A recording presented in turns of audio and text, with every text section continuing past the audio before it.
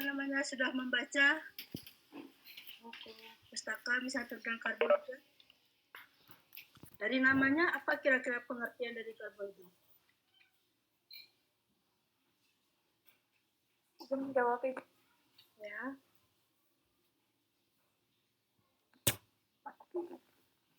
Baik, Bu, saya Armida Asya Farhani, nomor 2.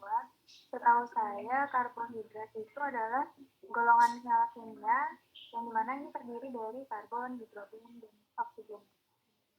Karbon dan apa? Karbon, hidrogen, dan oksigen. Nah, dilihat dari namanya, jadi karbohidrat adalah suatu senyawa yang terdiri dari unsur karbon, hidrogen, dan juga oksigen. Dari namanya kita sudah tahu ya, karbohidrat. Karbo itu apa? Hidrat itu apa? Nah, kalau dilihat dari unsur penyusunnya seperti yang disebutkan tadi, itu terdiri dari unsur C, A, dan E.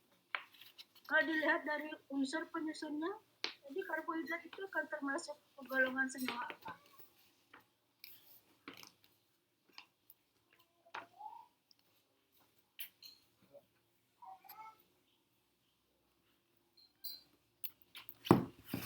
Termasuk senyawa apa dia?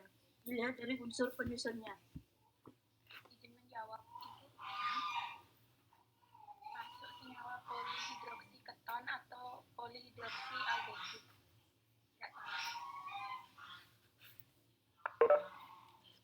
Kalau dilihat dari unsur penyusunnya, bukannya dari unsur penyusunnya. Izin menjawab, Ibu. Senyawa organik, Ibu.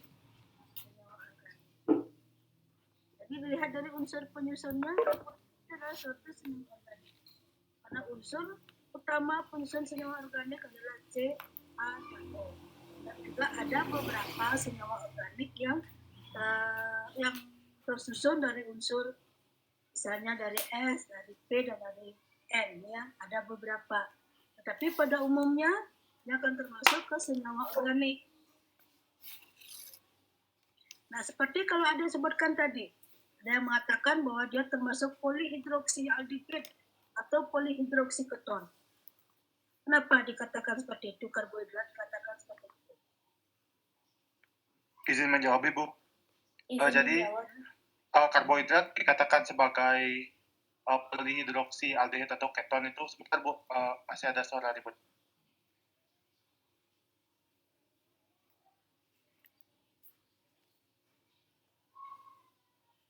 Jadi alasannya itu adalah karena di sana akan terdapat banyak gugus hidroksi, Ibu.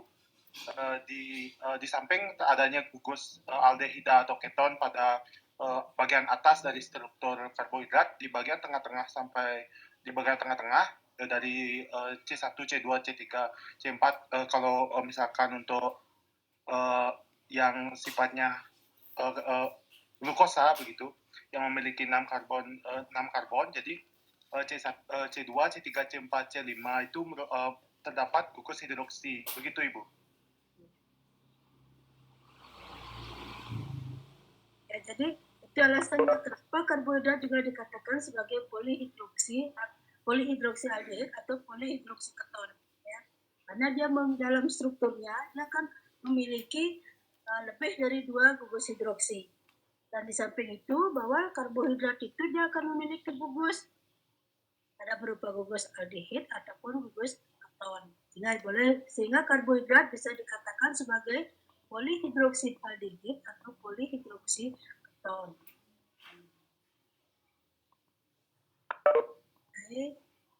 Nah, nih. Di sini dikatakan karbohidrat adalah senyawa polihidroksialdehid atau polihidroksiketon. Karena karbohidrat punya 2 gugus fungsi, yaitu gugus hidroksil dan gugus keton ataupun aldehid. Ya. Jadi tadi ada yang tadi sudah bisa menjawab, sudah bisa memahami kenapa karbohidrat sebagai polihidroksialdehid atau polihidroksiketon. Karena pada strukturnya dia memiliki gugus, bisa memiliki gugus aldehid maupun gugus keton, dan juga memiliki gugus hidroksil, lebih dari 2 gugus hidroksil dalam bentuk strukturnya, ya. Nah, karbohidrat, kembali dulu. Di sini karbohidrat,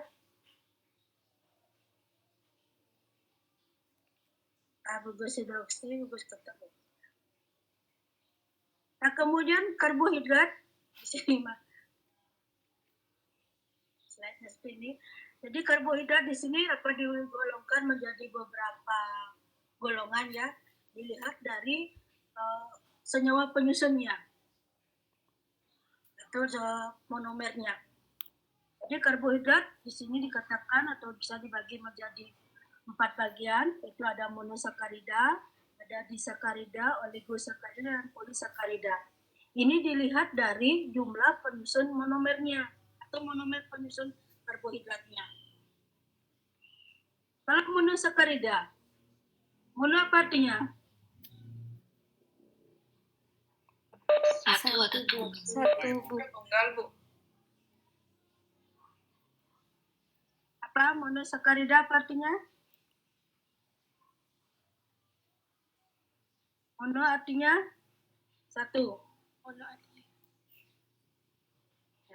artinya satu. Jadi monosakarida adalah suatu karbohidrat yang tersusun dari satu monomer. Contoh monosakarida apa?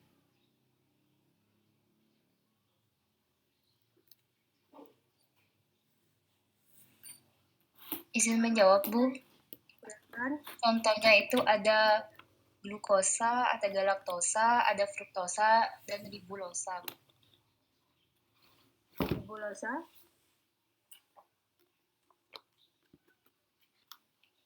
Kalau monosakarida yang umum apa? Tadi yang Anda sebutkan? Kan di dalam buku pustaka yang umum dikatakan Glukosa, Ibu. apa? Glukosa. Terus apa lagi? Galaktosa, Bu. Fruktosa, Bu. Apa beda antara glukosa dengan fruktosa? Izin menjawab, Ibu. Silakan. Oke. Sebutkan Jadi saja. perkenalkan, nama saya Nikade Inia Pratiwi, NIM 3, Bu. Jadi kan berdasarkan gugus fungsinya itu, monosakarida itu dibedakan menjadi ada aldosa, ada ketosa, Bu. Jadi aldosa ini adalah monosakarida yang mengandung gugus aldehid dan beberapa gugus hidroksil seperti itu, Bu. Contohnya dari aldosa ini salah satunya adalah glukosa. Lalu ada juga ketosa, di mana ini monosakarida yang mengandung gugus keton dan beberapa gugus hidroksil. Nah, contoh dari ketosa ini adalah fruktosa. Jadi yang membedakan antara glukosa dan fruktosa adalah glukosa termasuk ke aldosa, sedangkan fruktosa itu termasuk ke ketosa, Bu. Seperti itu. Terima kasih. Jadi yang membedakan adalah gugus fungsinya ya. Gugus fungsinya yang membedakan di situ adalah gugus aldehid dan gugus keton.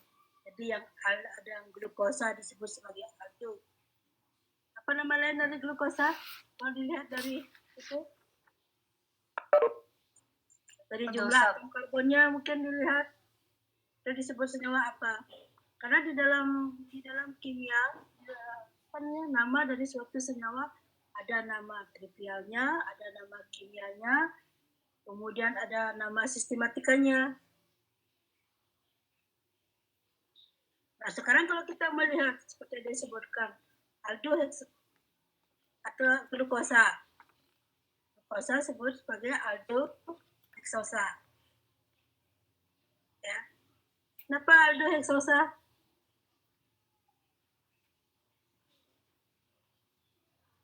Aldo artinya dia mengandung gugus aldehid. Osa itu menunjukkan suatu karbohidrat. Heksosa menunjukkan apa? Menunjukkan jumlah karbonnya. 6 karbon, Bu. Jumlah karbonnya sebanyak 6. Menunjukkan jumlah atom karbonnya. Jadi glukosa itu nama sistematikanya adalah aldoheksosa. Jadi dia akan memiliki atau ada juga secara tata nama trivialnya disebut sebagai satu aldoheksosa. Artinya pada atom C nomor 1 dia akan mengikat gugus aldehid. Kemudian memiliki 6 atom karbon. Ya, 6 atom karbon. Satu aldoheksosa. Osa menunjukkan bahwa senyawa itu terkandung dalam suatu karbohidrat. Ya. Kemudian disakarida. Jadi artinya apa? Dua. Jadi disakarida termasuk karbohidrat yang memiliki atau yang tersusun dari dua monomer monosakarida. Contohnya apa? Yang sudah membaca pustaka? Izin menjawab, Bu. Izin menjawab, Bu. NIM 35, Bu. NIM 47, Bu.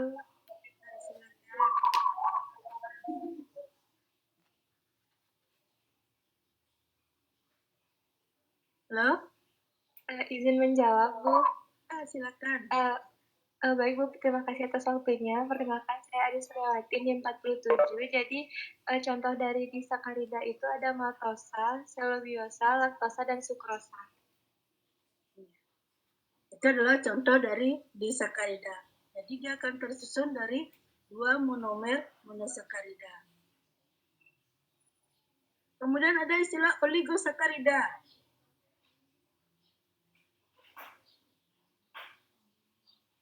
Oli artinya ada yang menyebutkan beberapa, ada juga yang mengatakan sedikit.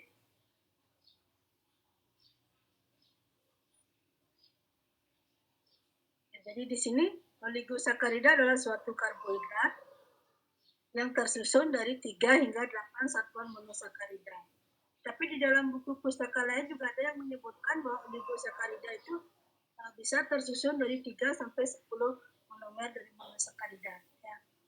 Ada yang menyebutkan 8, ada yang menyebutkan sampai 10. Kemudian lebih dari itu disebut sebagai polisakarida.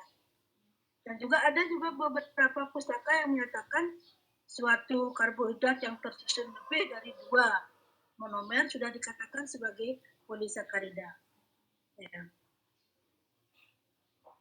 Seperti itu. Contoh polisakarida apa? Izin menjawab, Bu. Silakan. Sebutin Contoh. saja. NIM 35.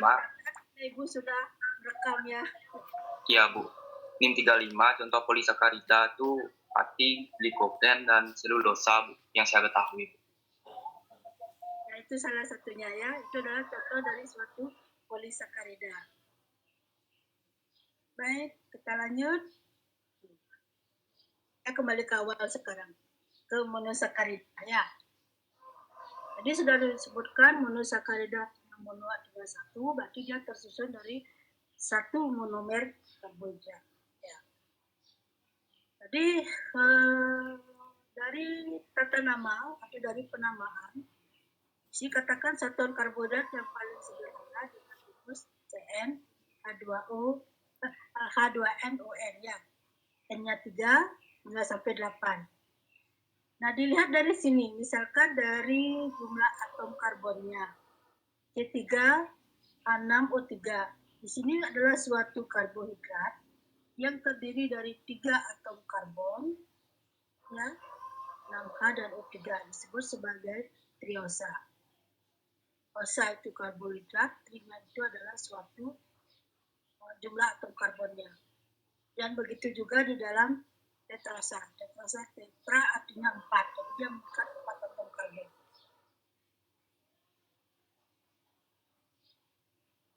Kemudian kalau melihat dari ini, apakah dia aldehid? Apakah dia mungkin gugus aldehid atau keton? Gimana cara kita mau tahunya sekarang?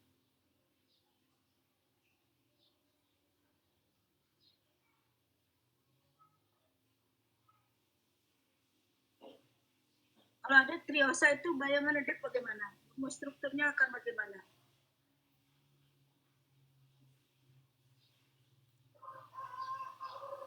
Izin menjawab, Ibu. Ya. Jadi kalau di bayangan saya, jika dia merupakan triosa, berarti kan di sana ada 3 karbon. Jadi untuk karbon yang paling atas, atau kita anggap sebagai karbon 1, itu merupakan gugus aldehidnya. Kemudian untuk karbon yang kedua, itu terdapat hanya 1 gugus hidroksi. Kemudian karbon yang paling bawah itu CH2OH. Seingat saya seperti itu, Ibu, strukturnya. Itu adalah struktur dari suatu triosa. Nah, di sini dikatakan macam-macam monosakarida ada mungkin gugus aldosa, berarti adanya gugus aldehid ya. Monosakarida mengandung gugus aldehid. Contohnya adalah gliseraldehid. Gliseraldehid. Dah kebayang struktur gliseraldehid seperti yang disebutkan tadi ya. Jadi pada gugus atasnya, pada atom C1-nya, dia akan mengandung gugus aldehid, kemudian pada C2OH dan pada C3-nya adalah CH3OH. Itu adalah suatu gliseraldehid. Juga bisa dikatakan sebagai triosa. Kemudian, ini sekarang. Ini adalah struktur dari suatu gliseraldehid atau triosa. Saya bisa.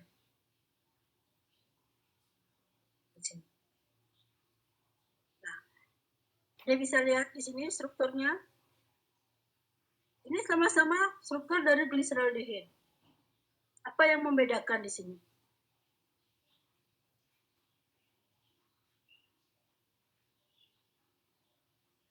Dari namanya ada istilah D-gliseraldehid. Kemudian Izin ada menjawab, istilah Ibu. gliseraldehid. Ya. Baik, jadi apa yang membedakan dari gambar kanan dan gambar kiri itu adalah terletak pada gugus OH-nya di C2, Ibu. Jadi ketika dia terletak di kanan itu kita katakan sebagai D-gliseraldehid atau dia mohon maaf, jika dia terletak di sebelah kiri maka dia dikatakan sebagai L-gliseraldehid. Seperti itu, Ibu. Terima kasih. Jadi untuk tata nama suatu senyawa organik ya, jadi akan dilihat dari letak gugus OH-nya.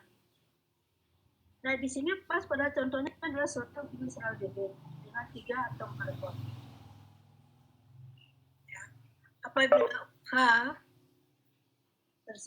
terletak di sebelah kanan itu akan diberi nama ya. Kalau OH di sebelah kanan dia akan diberikan diberi nama D. Kemudian apabila OH di kiri diberi nama L. Nah sekarang ini masih dalam bentuk 3 atom karbon. Bagaimana kalau dia dalam bentuk glukosa misalnya? Glukosa C-nya 6. Yang mana yang akan menentukan dia sebagai D atau sebagai L? Izin menjawab lagi, Ibu. Ya. Jadi bagaimana caranya kita menentukan? Kita lihat dari jumlah atom C-nya kita kurang 1, Ibu. Jadi kita lihat jumlahnya kan kalau glukosa 6 itu ketika AC di 5 itu terletak di sebelah kanan itu kita katakan D-glukosa. Kalau dia di sebelah kiri untuk gugus OH di C5 itu kita katakan sebagai L-glukosa. Seperti itu, Ibu, sepengetahuan saya. Bisa juga dikatakan seperti itu. Jadi untuk menentukan dia atau L-nya itu adalah dilihat dari letak gugus OH yang terjauh dari gugusnya, dari gugus fungsi ya, baik itu dari gugus fungsi aldehid maupun dari gugus fungsi ketonnya. Jadi gugus OH yang terjauh dari gugus aldehidnya, dari gugus fungsinya ya.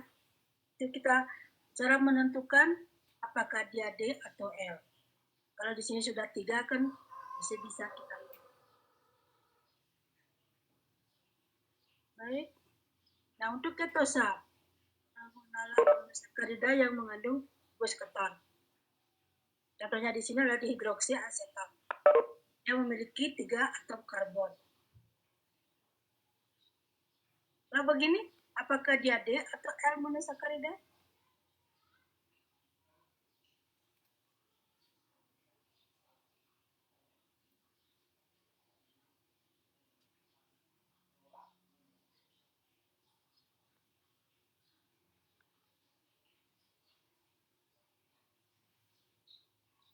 Ya, sini ketosa. Gugus ketonnya. Gugus keton terletak pada atom C2.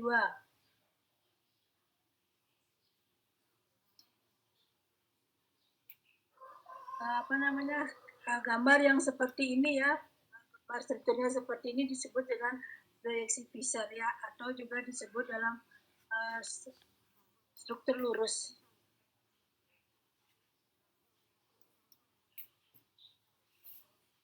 Ini contoh dari ketosa yang mengandung gugus keton seperti dihidroksiaseton. Jadi dihidroksi dia memiliki dua gugus hidroksi, ya. Ada gugus ketonnya di sini.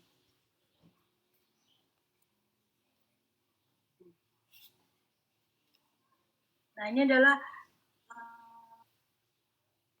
cara penamaan suatu monosakarida, apakah dia D atau L. Seperti yang disebutkan tadi ya, kalau ada yang menjawab tadi.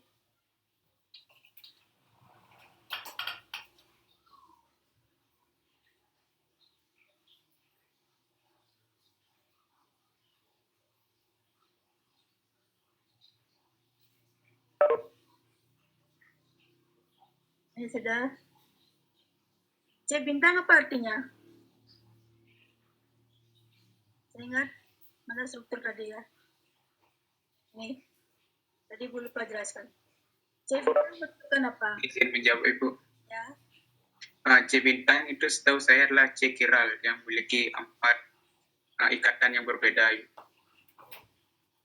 jadi atom C bintang itu adalah C kiral ya. Jadi letak gugus OH yang terjauh dari gugus fungsinya. Atom C kiral yang mengikat gugus OH yang terjauh dari gugus fungsinya. Apakah dia di kanan disebut D, apabila dia di kiri disebut dengan L. Seperti ini tadi.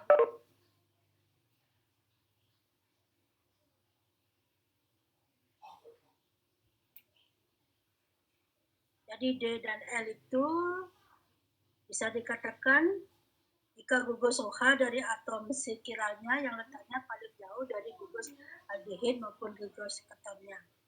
Apabila tersebelah atau letak di sebelah kanan, sebelahkan nama D, kemudian apabila L diberi dengan OH di kiri. Yang lainnya bisa mengerti nih. Ada yang lainnya? Tidak bisa dipahami bagaimana penamaannya? Bisa Ibu.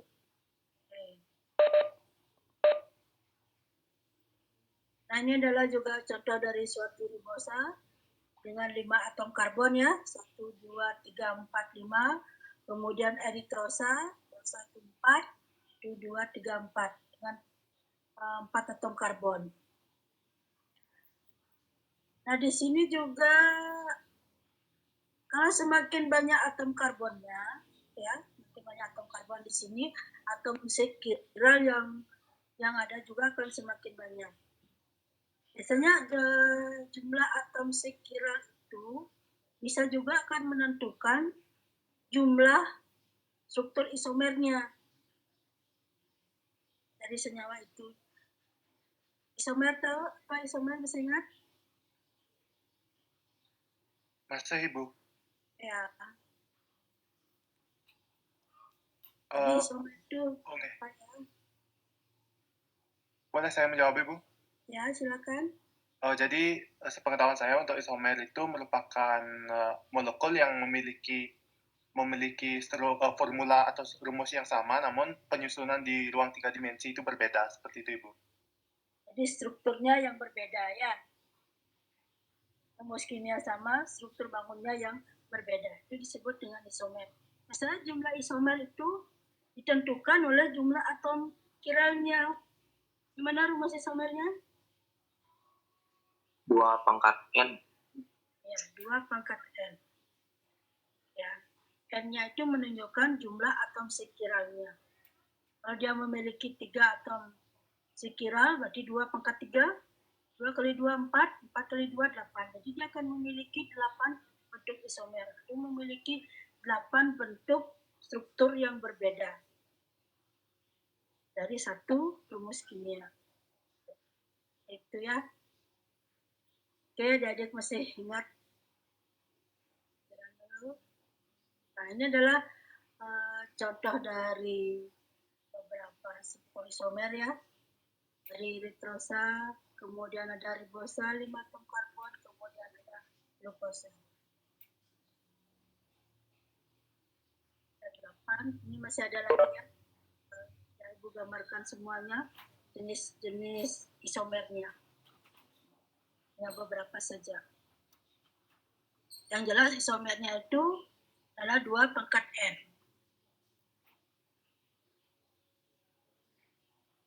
Ini contoh turunan dari diketosa.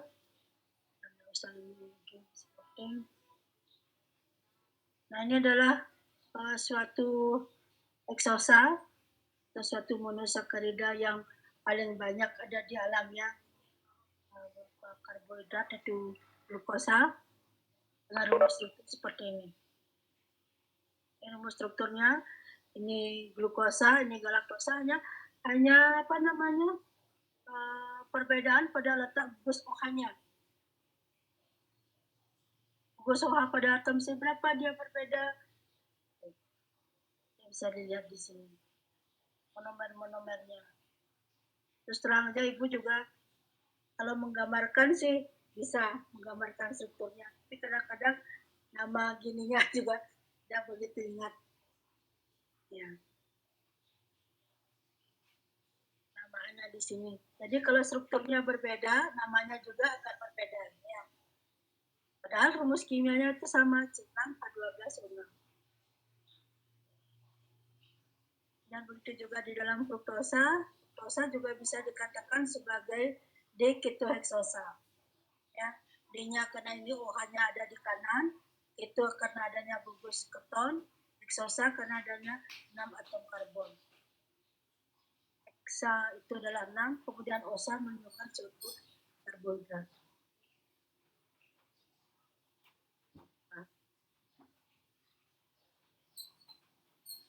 Nah, kemudian di dalam glukosa maupun dalam bentuk fruktosa, dia juga akan bisa membentuk suatu hemiasetal. Hemiasetal apabila dia direaksikan dengan suatu alkohol. Tujuan dari hemiasetal di sini adalah supaya dia bisa membentuk suatu siklis atau membentuk suatu lingkaran dari bentuk fisernya atau dalam bentuk struktur lurusnya. Karena sekarang di dalam daftar pustaka sebagai di perguruan tinggi ya untuk glukosa itu sudah jarang yang menggambarkan strukturnya C6 gitu ya, tapi sudah dalam bentuk siklisnya atau dalam bentuk siklonya. Jadi glukosa akan ditampilkan dalam bentuk lingkarnya. Nah, bentuk lingkar daripada glukosa di situ juga ada 2 bentuk, ada dalam bentuk piran dan juga ada dalam bentuk buran. Nah, untuk bisa membentuk itu, pertama dia harus membentuk hemiasetal dulu. Nah, siapa yang membentuk, di mana dia akan membentuk hemiasetal dalam bentuk strukturnya, struktur lurusnya dulu. Di sini dikatakan bahwa yang akan membentuk hemiasetal adalah adanya gugus aldehid dan keton yang dapat bereaksi dengan alkohol, bentuk suatu hemiasetal atau hemiketa. Sebelum Ibu klik, kira-kira di dalam satu struktur, yang mana dia akan membentuk hemiasetalnya. Jadi sudah dikatakan ada gugus aldehid, bisa juga gugus keton dengan suatu alkohol.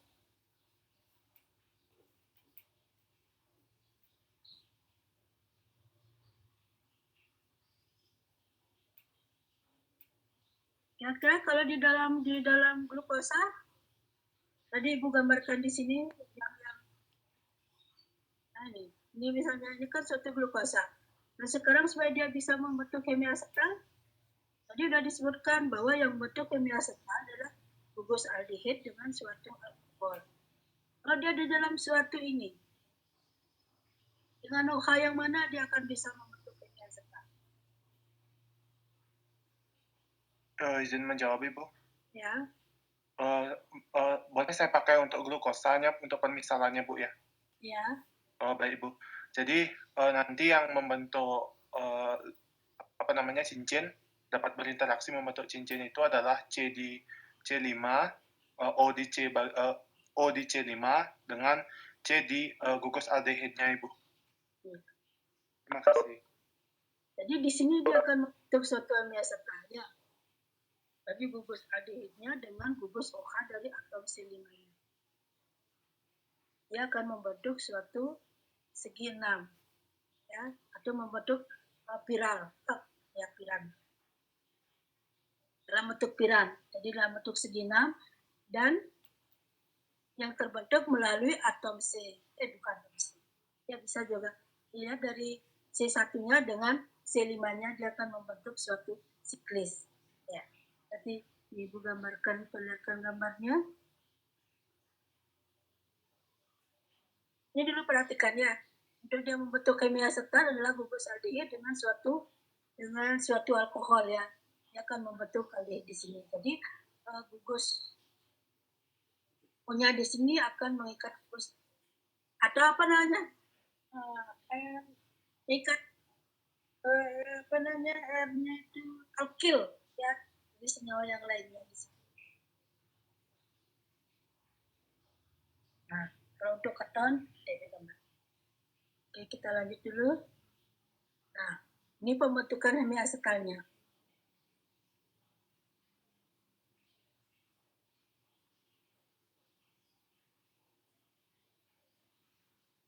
Ini pembentukan hemiasetal apabila dia gugus aldehid maupun gugus alkoholnya dia terdapat di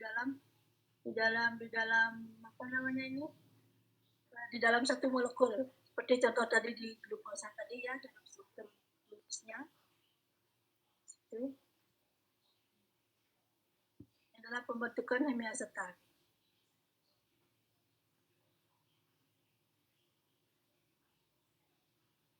Dua, tiga, empat.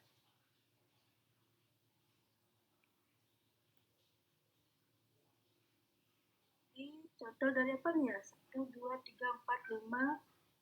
5 berarti penta. Ini sama pentanal di sini. Atau dari pembentukan hemiasetal dari 5 atom karbon pentanal ya, hidroksipentanal.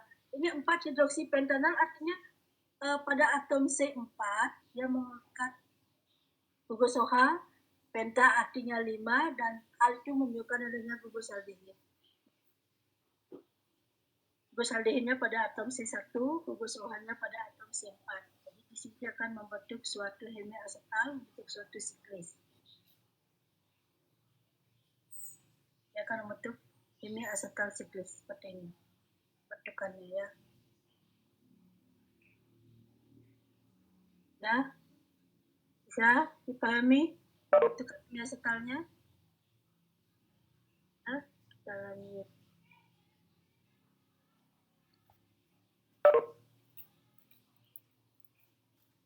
Nah, ini baru dicatat. Nah, di sini untuk suatu monosakarida mempunyai gugus karbonil baik berupa aldehid maupun keton dan gugus hidroksi dalam tiap molekulnya. Oleh karena itu, monosakarida dapat membentuk hemiasetal atau hemiketal yang siklis. Contohnya di sini glukosa.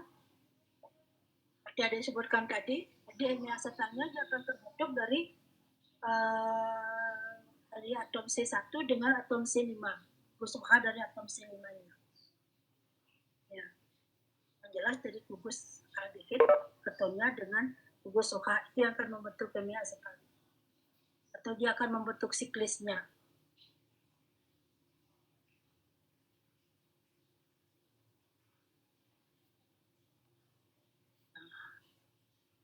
Ini contoh dari glukosa. 1, 2, 3, 4, 5, 6. 6 atom karbon. Ini adalah contoh pembentukan hemiasetal dari suatu glukosa. Ini gugus OH pada atom C5, dia akan berikatan dengan gugus A dari aldehidnya di sini. Dia akan membentuk suatu siklis.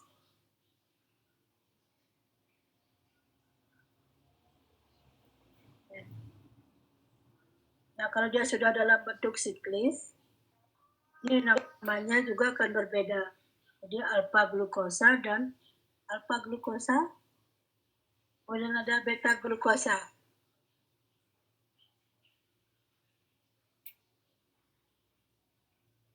Kira-kira apa membedakan alpha dan beta glukosanya di situ? Izin menjawab, Bu. Ya. Sepengetahuan saya, jika dia berbentuk cincin, Bu, yang membedakan alfa dengan beta itu terlihat dari gugus OH yang terikat pada karbon nomor 1. Jika gugus OH yang terikat pada karbon nomor 1 itu berada di bawah cincin, maka dia disebut dengan alfa. Kemudian kalau di atas cincin dia disebut dengan beta. Itu kalau dia berbentuk cincin seperti itu, Bu. Kalau dalam proyeksi ini bisa dilihat juga, Bu, perbedaannya. Kita bisa lihat C yang diberi tanda bintang tersebut berbeda posisi OH-nya, Bu. Seperti itu, Bu. Ya, jadi pada atom C1 ya, kalau OH-nya di kanan, dalam bentuk siklis dia akan menghadap ke bawah dengan nama alfa. Kalau dia di kiri, dalam bentuk siklisnya dia akan bergerak ke atas dengan nama beta. Seperti itu ya. Itu cara mengingatnya. Beda dengan yang dalam bentuk Fishernya. Itu dilihat dari gugus OH yang terjauh dari atom C anumerik atau yang terjauh dari gugus fungsinya. Oke. Dah. Nah, ini dalam bentuk apa ya? Nah, gambar tulisnya.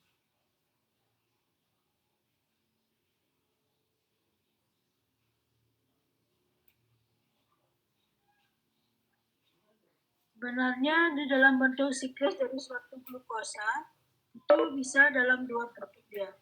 Dia bisa dalam bentuk pirang, apabila dia segi 6, bisa juga dalam bentuk ukuran, bentuk segi 5. Kalau dalam bentuk ukuran, dia akan berikatan dari atom C1-nya dengan C4-nya.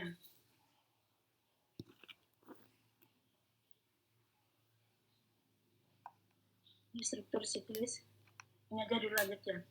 Struktur siklis dari monosakarida itu pada glukosa yang bentuk kimia status siklisnya terbentuk antara gugus aldehid pada atom C1 dengan gugus OH pada atom C5-nya. Sehingga membentuk cincin 6 yang stabil. Seperti gambar tadi ya. Ya tadi. Gambarnya ini dari glukosa. Dalam bentuk siklisnya ini juga disebut dalam bentuk siklis dalam struktur Howard ya. Dalam bentuk lingkarnya atau dalam bentuk siklisnya. Ini dilihat. Ini OH. Yang pertama di kanan dia akan ke bawah dengan nama alfa. Kemudian OH yang di kiri dalam bentuk siklisnya dia akan ke atas dengan nama beta. Dan bentuk struktur seperti ini disebut sebagai bentuk Howard. Nah, dalam bentuk siklisnya ini, selain dalam bentuk Howard, mungkin di buku yang ada dibaca daftar pustaka, juga ada disebutkan sebagai dalam bentuk biduk, ada juga dalam bentuk kuda. Itu sama-sama dalam bentuk siklis, cuman gambar bentuknya aja yang berbeda. Ibu tidak tampilkan di sini. Ada bentuk kuda, ada juga dalam bentuk biduk. Biduk seperti apa namanya? Seperti kapal laut gitu ya. Jenis bentuk siklis dari suatu senyawa. Kembali dulu ke sini. Nah, di dalam bentuk siklis kimia setelahnya di sini, atom karbon C1 dia akan bersifat kiral. Ya. Ingat itu. Kemudian karbon anumeriknya akan memberikan dua kemungkinan struktur isomer. Apakah dia di glukosa, apakah dia beta di glukosa. Nah, di dalam bentuk strukturnya juga dia akan memiliki sifat yang berbeda antara satu dengan yang lainnya. Nah, ini ada beberapa sifat fisik dari glukosa, berupa kristal, melting point-nya sekian. Harus saya sebutkan ya, jadi bisa baca nanti. Nah, kemudian stereokimia monosakarida. Stereokimia artinya bentuk daripada atau bentuk tiga dimensi atau bentuk strukturnya. Sini ada bentuk struktur seperti yang disebutkan tadi, ada proyeksi facial, kemudian ada struktur awal dan ada juga konformasi kursi. Begitu. Untuk budaya kalau visor itu ada dalam dalam rantai lurusnya. Kalau sudah hawat itu sudah dalam bentuk lingkar. Dan konformasi ada dalam bentuk kursi, ada juga dalam bentuk hidup. Atau apa namanya ibu sebutkan, dalam bentuk kuda ada. Ya.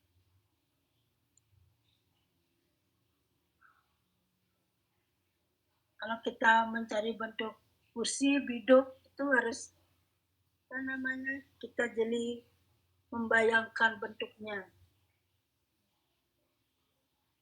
Tapi pada umum dipakai bentuk hawat ya, dalam bentuk piran maupun dalam puran. Tahu nggak bedanya piran dengan puran? Tadi rasanya sudah Ibu dapat sebutkan. Jumlah. Menjawab Ibu. Izin menjawab, Bu. Mungkin nimnya lagi. NIM 35, Bu. Kalau piran itu, bedanya piran dengan puran itu dilihat dari jumlah atom karbonnya, Bu. Kalau 6 itu disebut dengan piran, kalau 5 itu puran, Bu, kalau nggak salah. Yang lain? Izin dijawab Ibu, NIM 3. Ya. Ibu, saya NIM 3 izin menjawab. Kalau Ya. puran itu adalah monosakarida yang berbentuk kimia setal dan dia itu memiliki cincin 5 anggota, Bu. Sedangkan kalau piran itu memiliki cincin 6 anggota, Bu, seperti itu. Terima kasih. Apa namanya, cincinnya berbentuk segi 6 itu ya. Kalau piran berbentuk segi 6, kalau puran itu berbentuk segi 5. Cincinnya berbentuk segi 5 kan? Segi 5. Kalau 6 kayak bensena, segi 6 dia. Kalau puran segi 5. Saya membayangkan nanti ada diberikan gambarnya. Itu membedakan piran dan puran. Piran segi 6, puran segi 5.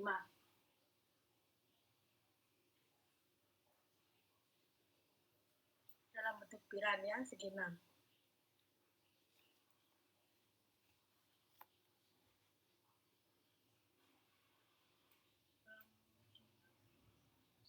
Ini perubahan struktur power ke kursi seperti ini ya bentuknya. Power dalam bentuk lingkar, ini dalam bentuk piran ini ya. Jadi ini atom C1 di sini, atom C1, C2, C3, C4, C5, ini C6-nya. Ya. Kalau di dalam bentuk struktur pisornya, kan C2OH pada C6 itu berada di bawah. Ini berdasarkan seperti ini. Jadi dia akan membentuk cincinnya itu pada atom C1 dengan atom C5. Ini adalah atom C6-nya. Dan ini sama ya, dari bentuk awal diubah ke dalam bentuk kursi seperti ini. Tapi yang umum di dalam buku akan disebutkan dalam bentuk kawatnya ini. Ya. Nah, adapun sifat fisik dari monosakarida, dia berupa padatan kristal yang tidak berwarna, kemudian larut di dalam air, memiliki ikatan hidrogen, dan sedikit larut dalam alkohol, tidak larut di dalam ether, kloroform maupun benzen atau di dalam larut organik, juga memiliki rasa manis. Kalau di antara monosakarida, yang paling manis sebenarnya adalah fruktosa yang paling manisnya. Tapi kita belum mencoba gimana rasa membedakan rasa manis antara fruktosa dengan glukosa. Karena yang selama ini kita konsumsi adalah gula tebu.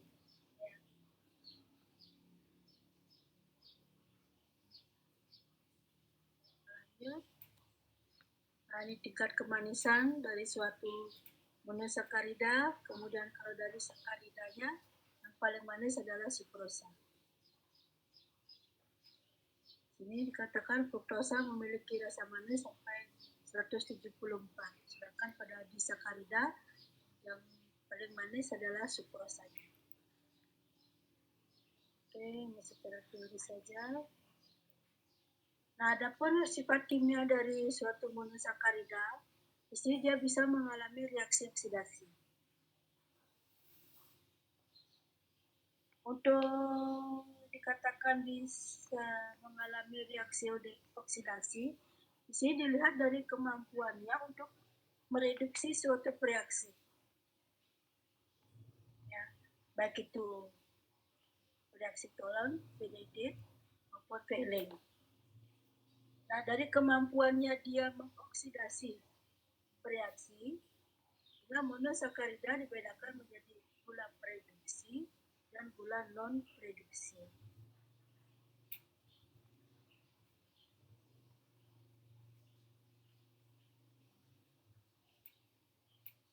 Disebut sebagai gula prereduksi dan gula non-prereduksi. Kalau dari sini kira-kira mana ya? Ini monosakarida. Apakah monosakarida dia akan bersifat sebagai gula prereduksi? Pengertian prereduksi apa dulu?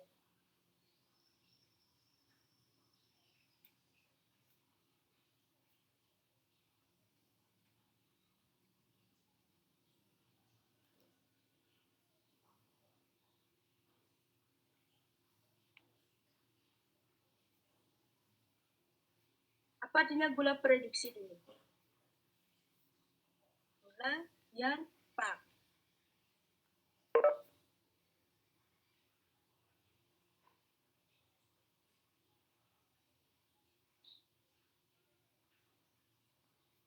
Izin menjawab, Ibu. Izin menjawab, Ibu. Silakan sebutin name-nya. 551, Ibu. Ya. Izin menjawab, kalau untuk gula prereduksi itu dia itu gula yang dapat mereduksi, namanya gula prereduksi, jadi dia dapat mereduksi senyawa-senyawa penerima elektron seperti itu. Yang saya ketahui itu contohnya kalau tidak salah glukosa dan fruktosa, Ibu.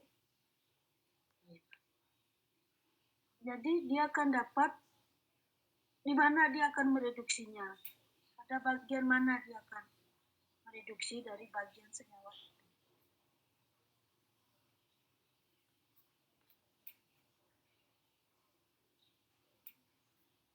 Bagian apanya?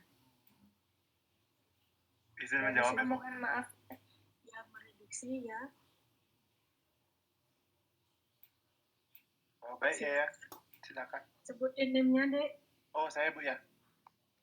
Baik Bu. Silakan. Terima kasih. Saya NIM 19 Ibu. Jadi di bagian mana nanti yang bertindak sebagai pereduksi untuk yang disebutkan ya tadi, yakni glukosa ataupun fruktosa, itu adalah di bagian OH di C1-nya Ibu. Jadi di sana nanti reaksi reduksi ini dapat mengakibatkan adanya mereka berikatan itu Bu. Monosakarida 1 dan monosakarida 2 itu berikatan di sana. Mungkin seperti itu Ibu pemahaman saya. Terima kasih. Ada lagi yang lain?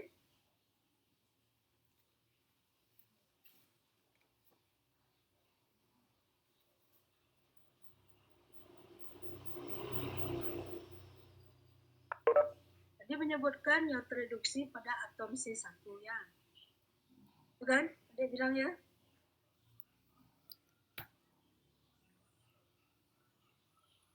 Iya Ibu.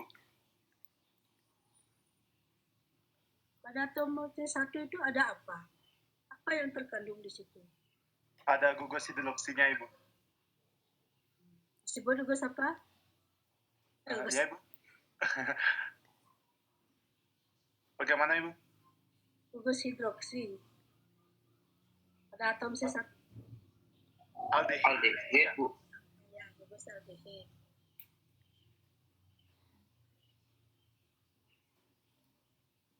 Ada baca slide-nya. Jawabannya sudah ada di situ.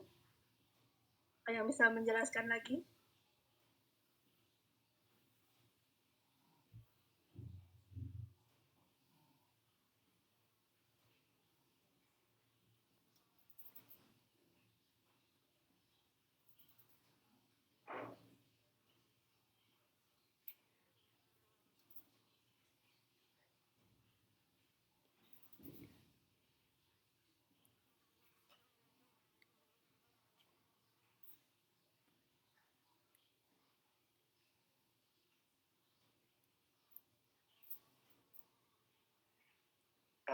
Izin memperbaiki, Bu. Ya. Mungkin berarti untuk jika dia sebelumnya masih berupa aldehid, tadi kan di sana ada ikatan lengkap 2 untuk O-nya, Ibu. Jadi ketika dia mengalami reduksi di sana ada ada pertambahan proton berupa atom hidrogen sehingga menjadi karboksilat. Mungkin seperti itu, Ibu, ya? Ya, boleh. Mohon maaf, Ibu, apabila salah. Ya, kita belajar. Masuk juga.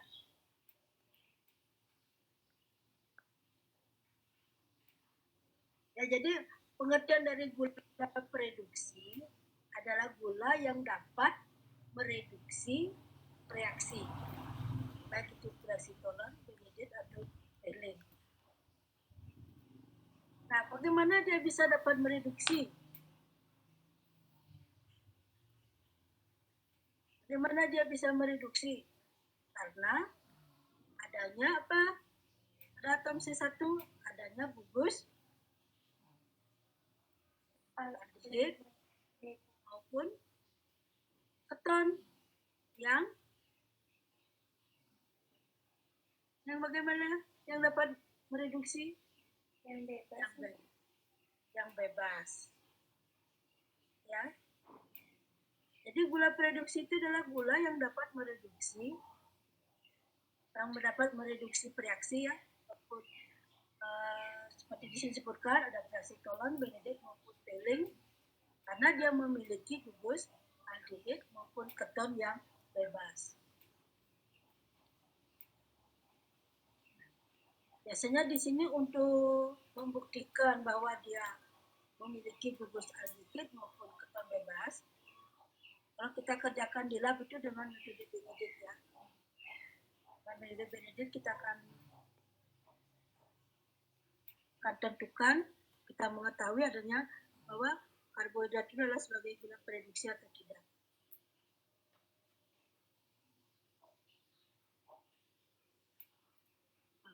Ini mana dan adanya reaksi untuk kemampuan monosakarida untuk mereduksi reaksi-reaksi tersebut di atas didasarkan pada adanya gugus aldehid maupun gugus hidroksiketon yang bebas. Di mana dengan adanya reaksi tersebut, gugus aldehid maupun hidroksiketon akan teroksidasi membentuk karboksilat. Jadi gugus karboksilat jadi dari gugus aldehidnya dari CO hanya akan berubah menjadi gugus COOH. Nah, jadi akan membentuk menjadi karboksilat. Jadi dari COH menjadi COOH. Ya. Nah, strukturnya ini. Nah, ini gambarnya.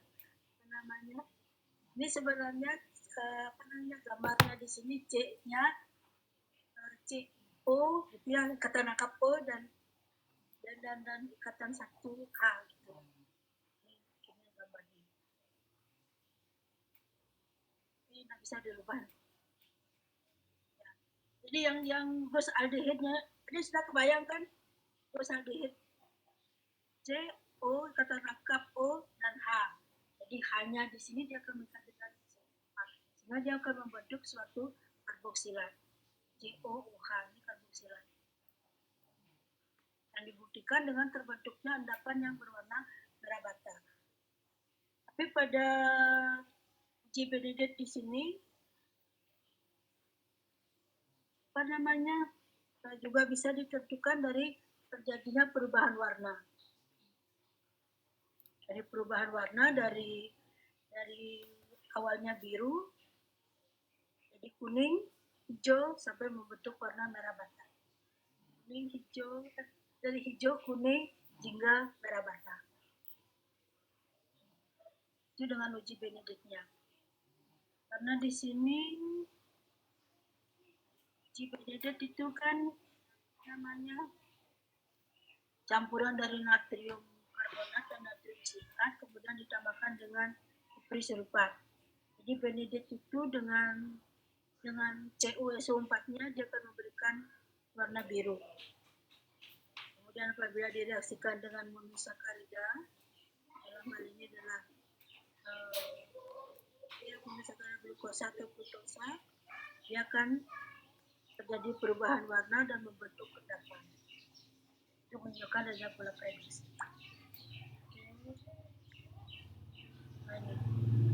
Ini dengan reaksi Benedict, karena dalam reaksi Benedict ada CuSO4-nya, sehingga dia membentuk endapan merah bata dari Cu20-nya.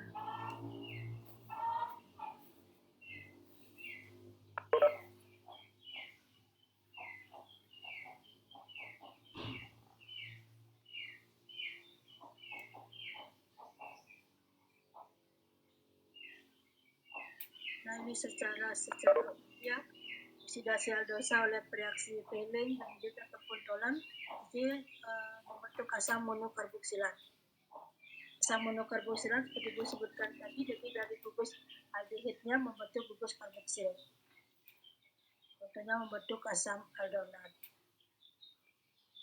Kemudian apabila dioksidasi dengan oksidator kuat, dia akan menghasilkan asam dikarboksilat.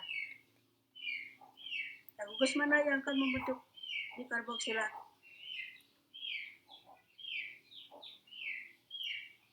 Gugus OH-nya yang mana akan membentuk gugus karboksilat lagi? Karena asam nitrat selain mengoksidasi gugus aldehid, juga dia akan mengoksidasi gugus CH2OH terminalnya. Yang mana yang disebut dengan C2OH terminal? Atom C yang keberapa?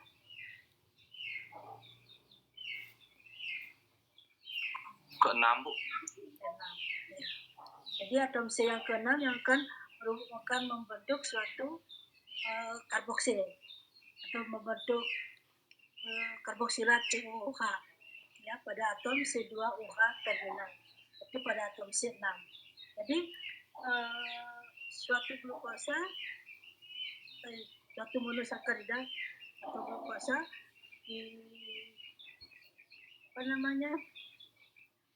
oksidasi dengan asam kuat seperti asam nitrat, dia akan membentuk senyawa dikarboksilat yaitu pada atom gugus aldehidnya dan juga pada atom C terminalnya. Dan bentuk strukturnya ada di sini.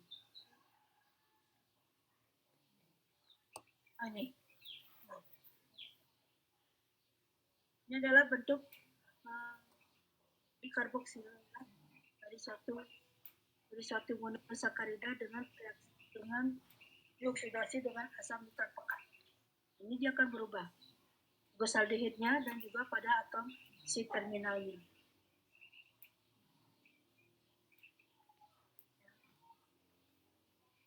Kemudian kalau dengan reaksi Tolen itu sama dengan reaksi Benedict, dia hanya yang akan teroksidasi hanya pada gugus aldehidnya, membentuk suatu karboksil. Tapi kalau dengan reaksi Tolen, sini akan membentuk endapan cementel yang endapan yang berwarna putih. Ya. Kalau dengan Benedict membentuk endapan merah bata, itu membentuk Cu2O endapannya.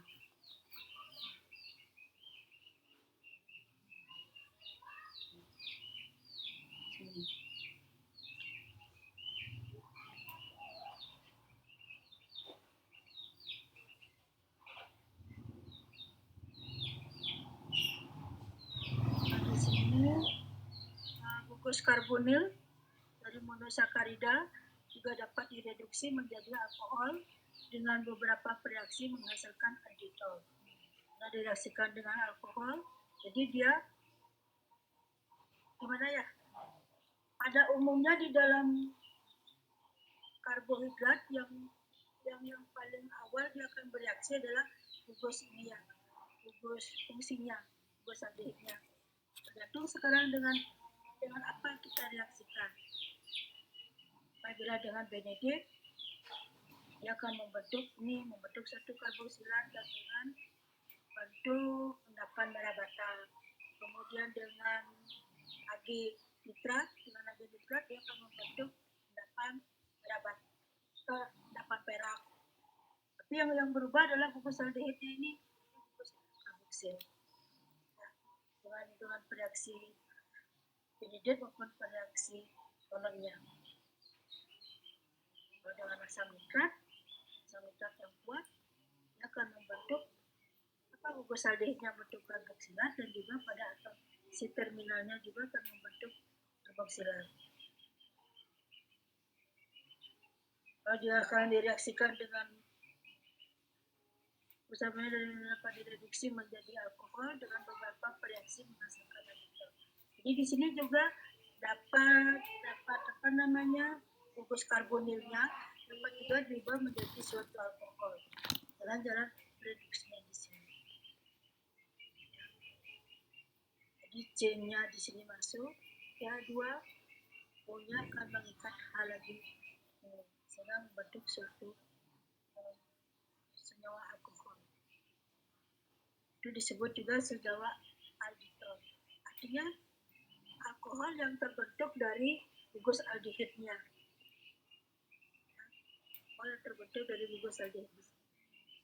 Nah, dalam hal ini karena dia senyawa aktifnya adalah glukosa, disebut sebagai glukitol atau sorbitol. Gluko karena dia berasal dari glukosa dengan nama atom karbon. Ol karena dia mengubah gugus aldehidnya menjadi sorbitol.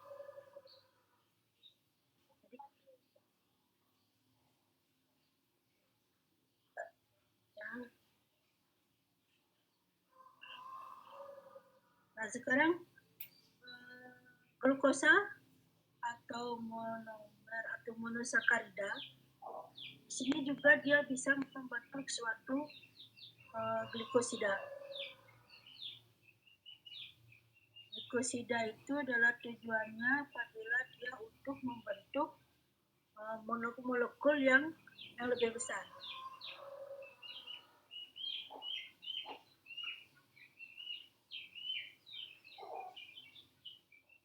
Jadi di sini reaksi monosakarida dari dalam bentuk kimia asetalnya, chemical siklisnya dengan satu molekul alkohol, ya, dengan contohnya di sini dengan metanol, dia akan membentuk asetal.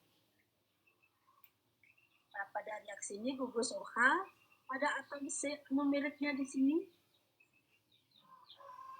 gugus OH-nya ini pada atom C numerik digantikan oleh gugus OR. Ini CH3-nya ini adalah gugus alkil R ya, dari alkohol. Jadi A-nya ini pada atom C numerik akan digantikan oleh R-nya ini, OR dari senyawa alkoholnya. Ini bisa berupa etanol, bisa juga ini kan metanol, bisa berupa metanol, bisa berupa etanol, tergantung di sini. Jadi R-nya ini akan masuk di sini, menggantikan A-nya ini.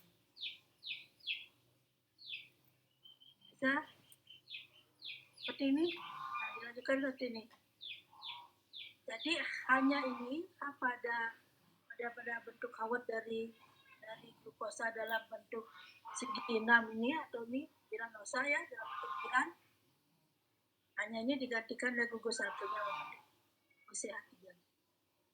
Di sini dia akan membentuk suatu ikatan glukosida. Ikatan inilah yang nanti akan bisa ikatan satu monomer dengan monomer yang lainnya membentuk monomer yang lebih besar. Lalu ikatan glikosidanya ini.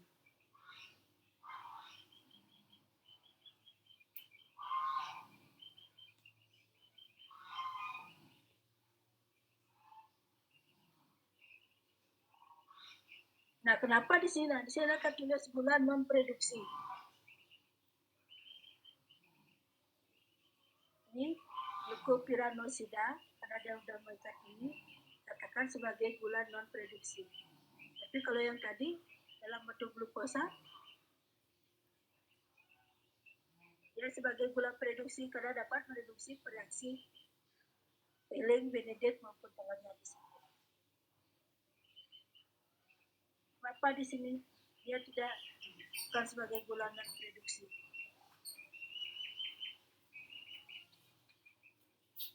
Yang bisa kira-kira? Jadi gula produksi adalah glukosa atau karbohidrat atau monosakarida yang titik karena memiliki apa? Ini yang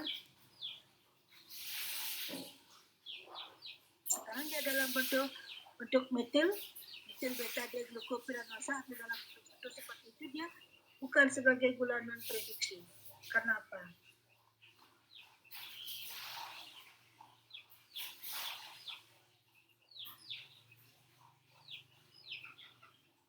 Pertama harus diingat dia dapat mereduksi karena apa? Sin menjawab, Bu. Ya. Karena memiliki gugus aldehid yang bebas.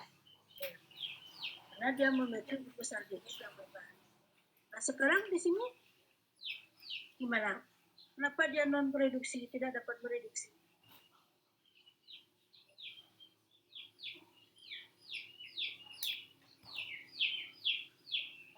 Kenapa pada atom C1 ada gugus apa? Izin menjawab, Ibu.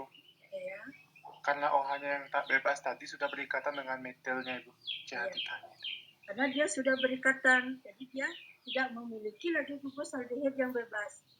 Karena dia sudah berikatan dengan R-nya, tapi dengan gugus alkilnya. Jadi Ya. pitik saya sudah datang Karena belum sudah ini? berikatan, jadi dia tidak Pitik saya ada 2. gugus yang bebas lagi. Ini kalau lihat Karena sudah ini. ini berikatan dengan gugus R. Waduh, kamu kenapa kok terus itu? Masih kecil udah bandel itu. Sehingga atau katan Di anu gimana? menambahkan glikosida dan ikatan dari karbon anumerit dengan gugus R disebut dengan ikatan glikosida. Jadi tadi ya disebut dengan yang warna biru tadi ini disebut dengan ikatan glikosida. Kemudian glikosida di sini namanya berdasarkan nama monosakaridanya.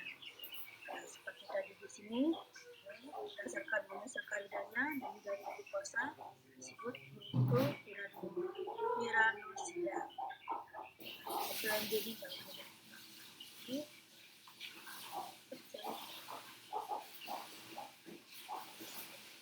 dengan mengajar A dengan itu. Misalnya glukosa menjadi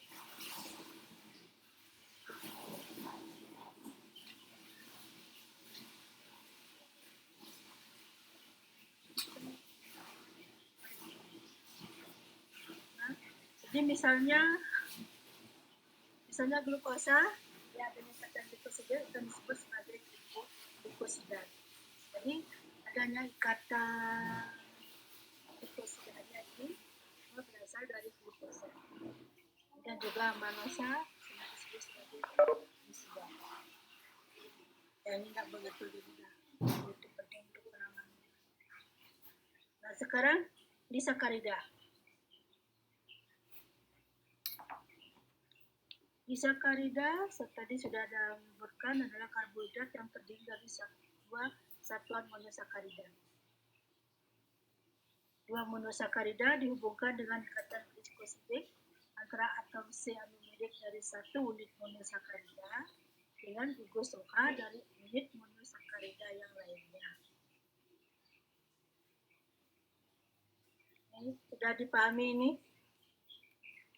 Disakarida dihubungkan ikatan glikosidik antara atom C anumerik dari 1 unit monosakarida dengan gugus OH dari unit monosakarida yang lain. Gugus OH yang mana dari monosakarida yang lain itu yang akan membentuk ikatan glikosida di sini. Karena monosakarida yang lainnya kan dia sama-sama 6 atom karbon dengan jumlah gugus hidrogen yang berapa ada gugus hidrogen dalam atom C. Dalam glukosa misalnya ada 5 atom gugus hidrogen. Sekarang gugus OH yang mana yang akan berikatan dengan atom cyanumerik ini?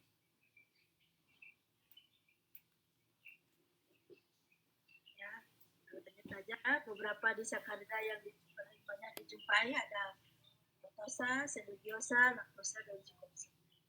Ini yang perlu ada pikirkan, yang poin kedua.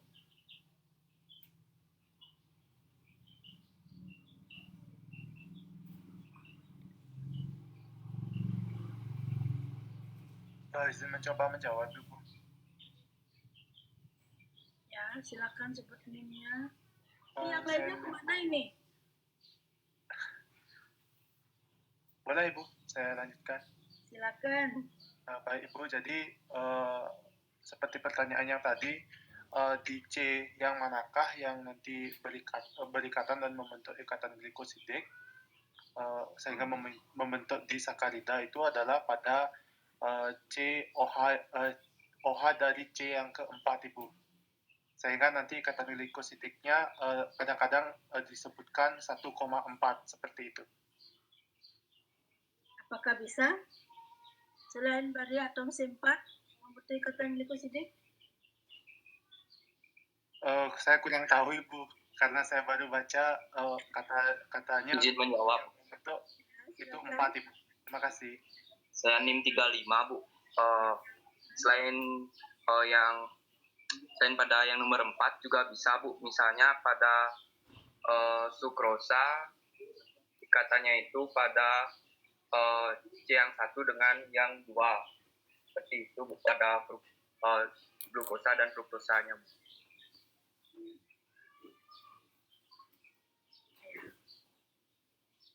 Jadi atom cyanumeriknya itu bisa membentuk ikatan glikosidiknya dengan monomer yang lainnya, bisa pada atom C1, bisa dengan gugus pada atom C2, bisa pada C4, bisa juga pada atom C6-nya. Ya. Jadi dia bisa pada atom cyanumerik, dia akan bisa berikatan dengan atom C2, C4, dan atom C6. Nah, di mana pada saat bagaimana dia akan berikatan dengan C2, dengan C4, ataupun C6. Nanti kita pelajari. Ya, dalam senyawa yang lebih besar lagi. Intinya, ikatan glikosidik itu dia akan berikatan ikatan yang terbentuk dari atom C anumerik dengan gugus OH pada atom C2, 4 atau 6 dari monomer yang lainnya. Ini pertanyaannya, pada saat bagaimana dan di mana dia akan berikatan dengan C2, dengan C4 ataupun C6. Jadi kita akan dijelaskan. Ini contoh disakarida sudah. Nah, ini jenis disakarida ya. Seluliosa itu terbentuk dari 2 monomer glukosa, maltosa juga 2 monomer glukosa, sedangkan sukrosa dari glukosa dan fruktosa, laktosa dari glukosa dan galaktosa. Untuk strukturnya ini ya, perlu adik ingat begitu. Yang perlu adik ingat adalah seluliosa terbentuk dari 2 glukosa, maltosa 2 glukosa, sukrosa, glukosa, dan fruktosa. Kemudian laktosa dari glukosa dengan galaktosa. Itu yang perlu adik ingat ya.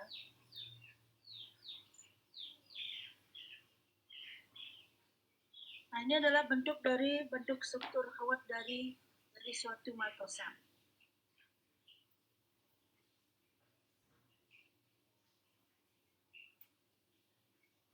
Kalau sudah dari dua monomer sakarida, dia akan berikatan membentuk ikatan membentuk senyawa yang lebih besar melalui ikatan glukosidik dalam karbohidrat ya. Kalau di dalam protein masih ingat enggak? Atau dalam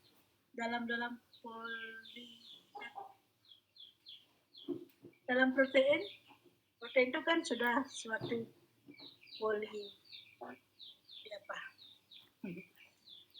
polipeptida. Ya.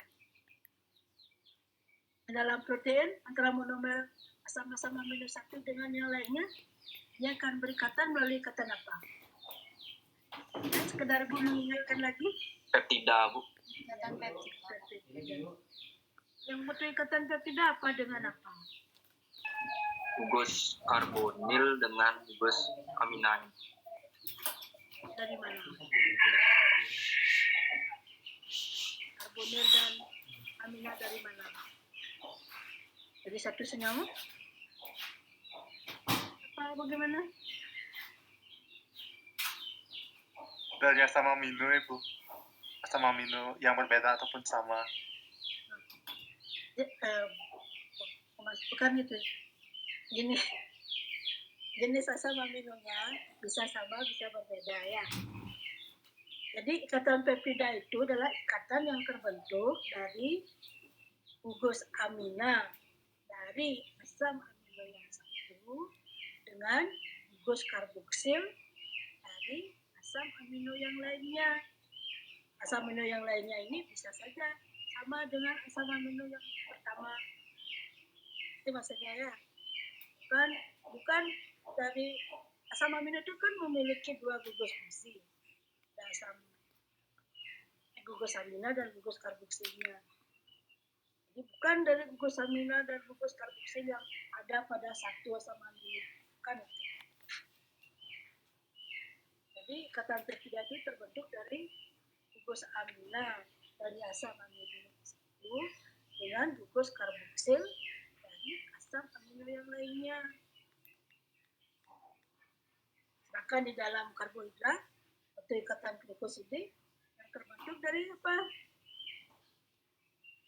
Gugus ini dari ini dengan gugus ini dari karbohidrat yang lainnya. Ya, saya bisa membedakan.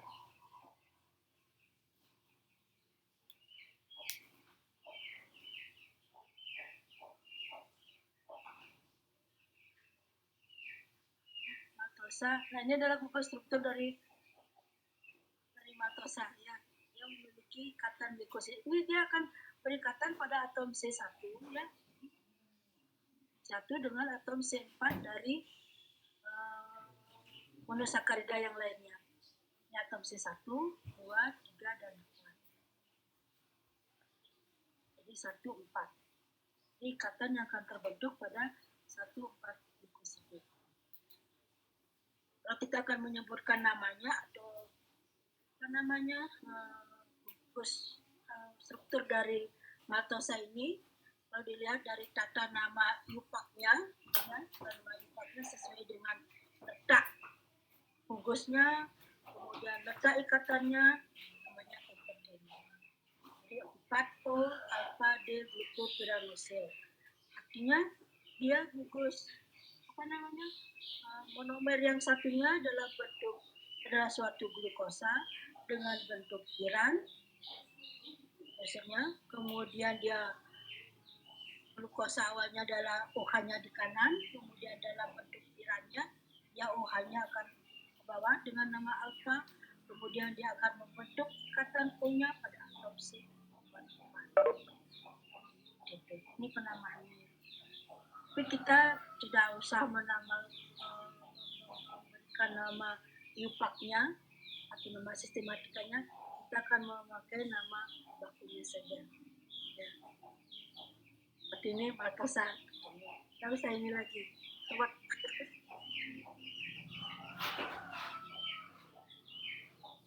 Nah, sekarang ikatan pada maltosa. Pada maltosa di sini memiliki ikatan glukosidik yang terjadi pada atom C1 dari glukosa dengan atom C4 dari glukosa yang lainnya. Sama dengan definisi kata tidak tadi ya. Jadi gugus amida dari asam amino dengan gugus karboksil dari asam amino yang lainnya. Kalau di sini dari atom C1 dari glukosa dengan atom C4 dari glukosa yang lainnya.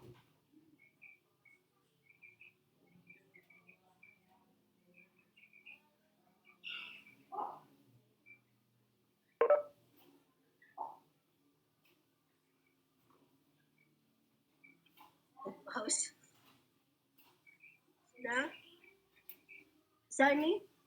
Bayangkan.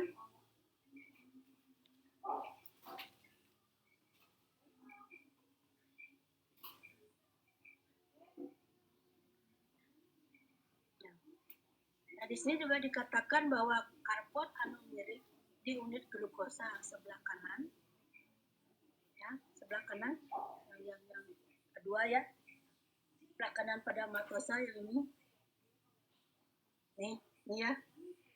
Nah, tuh di sini lebih apa namanya? Lebih enak melihatnya yang ini ya. Gugus yang ini ada lihat sekarang. Nih, karbon anumerik atau karbon C1 di unit glukosa sebelah kanan pada maltosa dilakukan tadi dalam bentuk kimia asetal. Ya, dalam bentuk kimia asetalnya. Berarti dalam bentuk dalam bentuk OH masih ya. Sehingga akan dapat berkesetimbangan dengan struktur terbuka. Artinya dia masih masih bisa bereaksi dengan zat yang lainnya. Sehingga akan dapat berkesetimbangan dengan struktur terbuka. Oleh karena itu, maltosa dapat bereaksi dengan reaksi tolon, valent maupun dengan reaksi benzoat. Artinya pada maltosa itu dia akan memiliki atom C1 adalah gugus apa? Gugus aldehidnya yang masih terbuka. Artinya dia masih bisa bereaksi dengan yang lainnya. Sehingga dikatakan dia memiliki gugus aldehid yang bebas.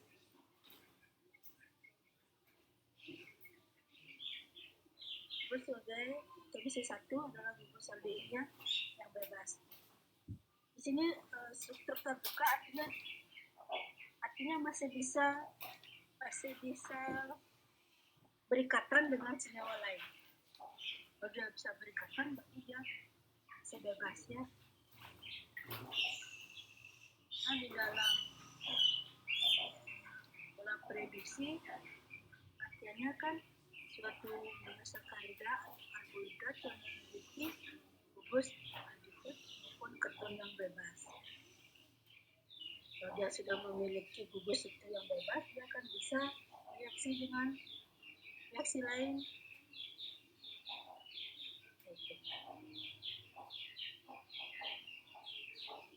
Bisa dipahami? Ini bentuk struktur dari seluliosa seperti ini. Kita jelaskan lagi satu aja. Kemudian ada laktosa, struktur dari laktosa ini selalu pada atom C4 di dalam disakarida.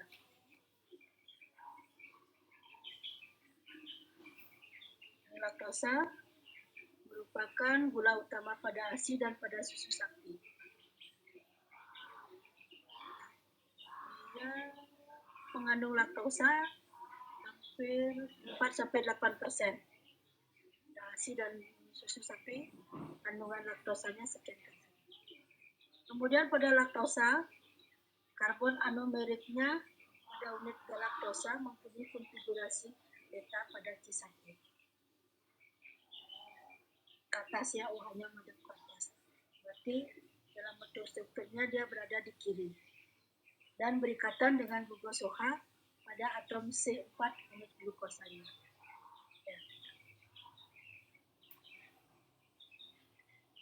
Nah, di sini ada istilah ini galaktosemia. Yang ada di sudah tahu adalah suatu penyakit yang disebabkan karena tidak memiliki enzim yang dapat mengisomerisasi. Isomerisasi atau yang dapat mengubah atau memecah galaktosa menjadi glukosa, sehingga dia tidak dapat mencerna susu.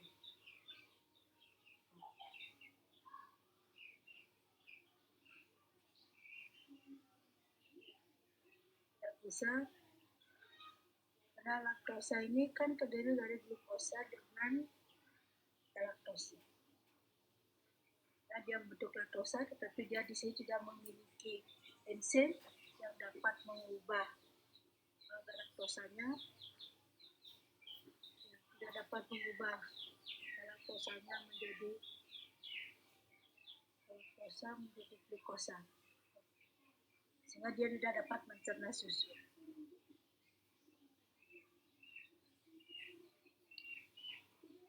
Ini struktur dari laktosanya. Ini OH-nya di sini. Ini OH-nya dalam bentuk beta ya. Ini tadi kan dalam bentuk beta pada atom C1. Itu dalam bentuk pisannya dia berada di kiri. OH ya, OH pada atom C numeriknya.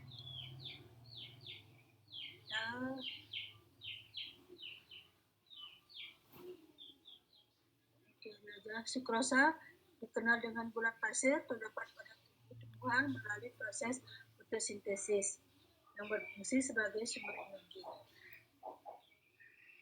Kemudian pada sukrosa, kedua karbon anumerik,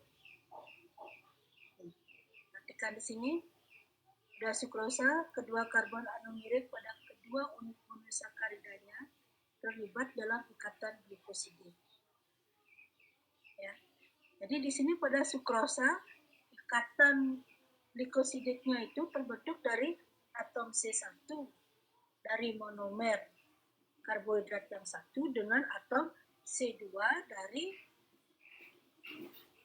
monomer karbohidrat yang lainnya.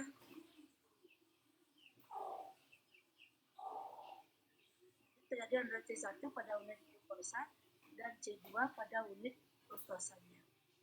Sehingga dia tidak mempunyai gugus hemiasetat.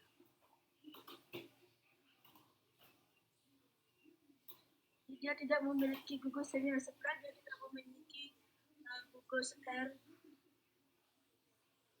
glukosa OR, dia tidak memiliki. Dimana apakah dia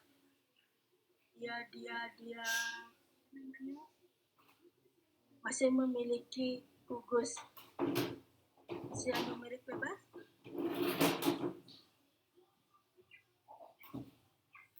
Bentuk struktur sukrosanya.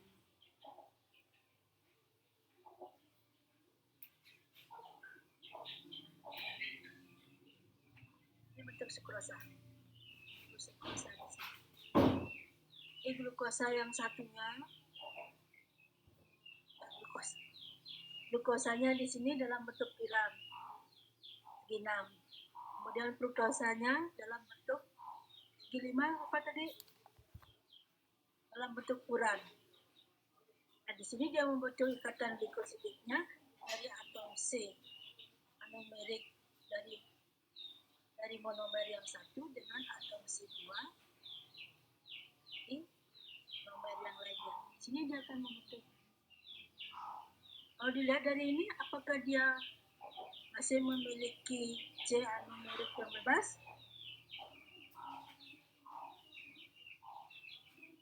Atau apakah dia memiliki gugus aldehid maupun keton yang bebas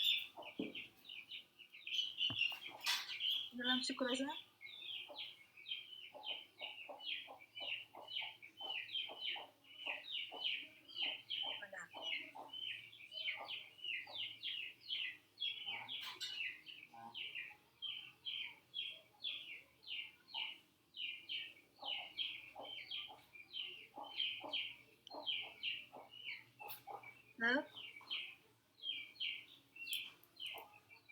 Dilihat dari strukturnya di sini, apakah sukrosa masih memiliki gugus yang bebas, gugus aldehid maupun keton yang bebas?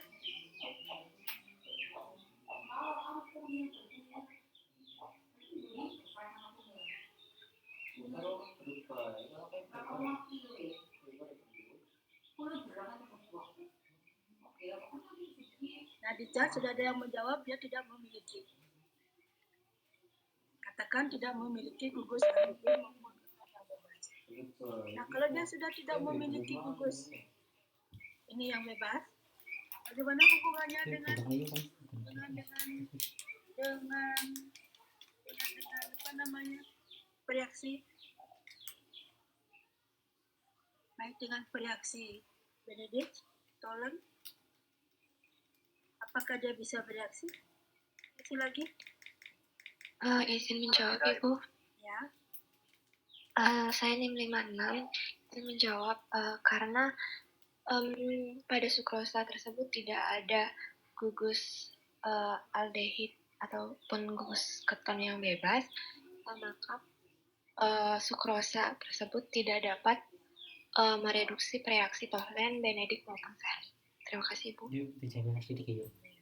Jadi karena dia sudah tidak memiliki gugus aldehid maupun keton bebas, ya, jadi dia tidak dapat mereduksi reaksi itu. Karena dia di sini sudah membentuk suatu kata. Ya. Lalu, kemudian ke polisakarida. Poli artinya banyak, ya. Jadi polisakarida itu adalah suatu karbohidrat yang mengandung banyak monosakarida dan sudah pada umumnya semakin besar monomer penyusunnya, berat molekulnya juga akan semakin besar. Dia akan berbanding lurus dengan banyak monomer penyusunnya terhadap berat molekulnya. Jadi di sini karbohidrat yang mengandung banyak monosakarida dan akan mempunyai berat molekul yang semakin besar. Nah, hidrolisis polisakarida secara sempurna, dia akan menghasilkan satu jenis monosakarida. Tapi di sini perlu juga diketahui bahwa di dalam polisakarida untuk menjadi atau untuk menghasilkan atau mengalami hidrolisis sempurna itu akan terjadi secara bertahap. Artinya begini, dari polisakarida dia akan mecah dulu mungkin jadi monomer disakarida dengan oligosakarida. Kemudian setelah itu bisa pecah lagi yang disakarida baru menjadi monomernya yang lebih kecil, kemudian oligosakarida menjadi monomer disakarida. Nah, setelah itu barulah dia sampai menjadi monomer yang paling kecil. Sehingga di dalam polisakarida proses hidrolisis sempurnanya akan terjadi secara bertahap. Kemudian unit monosakarida dapat dihubungkan secara linear atau dapat berubah. Jadi unit monosakarida di dalam polisakaridanya di sini dia bisa berhubung atau bisa berikatan antara monomer satu dengan yang lainnya, bisa secara linear maupun di dalam bentuk percabangan. Biasanya secara teori sih dari sekian 1 sampai 25 monomer penyusunnya baru dia akan membentuk suatu percabangan. Di sini diberikan contoh dari polisakarida, ada berupa pati dan juga berupa glycogen. Pati biasanya terdapat di mana? Pada tumbuhan, Bu. Biasanya paling banyak pada bagian apa? Pada ubinya, Ibu. Pada ubi juga iya, pada batang juga iya, pada daun juga iya, pada buah juga iya, tapi dalam porsi yang berbeda. Kemudian penting adalah polisakarida yang tersimpan di dalam merupakan komponen utama pada biji-bijian, pada umbi-umbian, juga pada jagung dan juga pada beras. Biji ini kentang, umbi-umbian, jagung juga biji beras. Kemudian pati di sini tersusun dari unit D-glukosa yang dihubungkan oleh ikatan 1,4 glukosidase.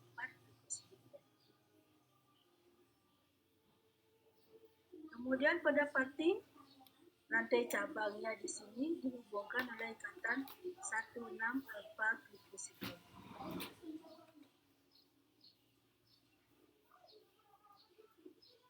Jadi sudah terjawab pertanyaannya tadi. Jadi ikatan glikosida itu bisa terbentuk dari atom C1 dengan 4, C1 dengan 6, dan C1 dengan C2. Tapi di mana dia terbentuk? Sudah terjawab. Kalau pada linear, dia akan membentuk pada ikatan 1,4. Kalau pada pati dia membentuk pati karena monomernya banyak, dia akan membentuk pertambangan. Dari pertambangan itu, lalu dia membentuk ikatan glikosidiknya pada atom C1 dengan atom C6.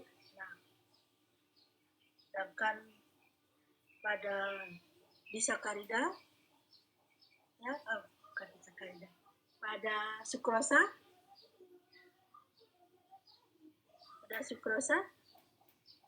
ikatan glikosidiknya terbentuk dari atom C1 dengan C2.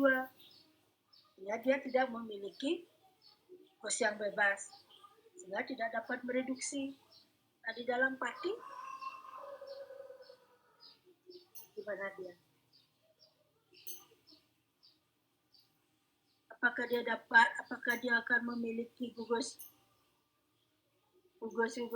aldehid maupun keton yang bebas? Karena di sini dia bisa membentuk ikatan glikosidiknya bisa 1,4, bisa juga pada 1,6 dia pertambangan, bisa juga pada 1,2.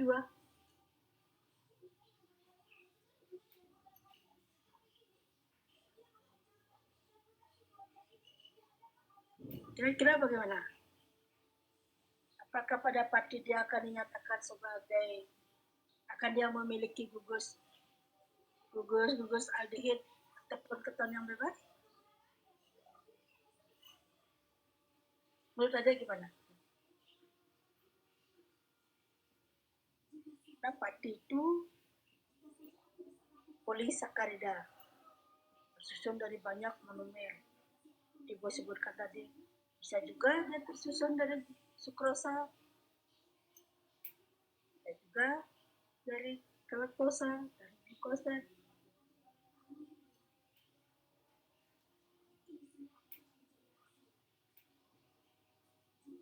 Coba dicari.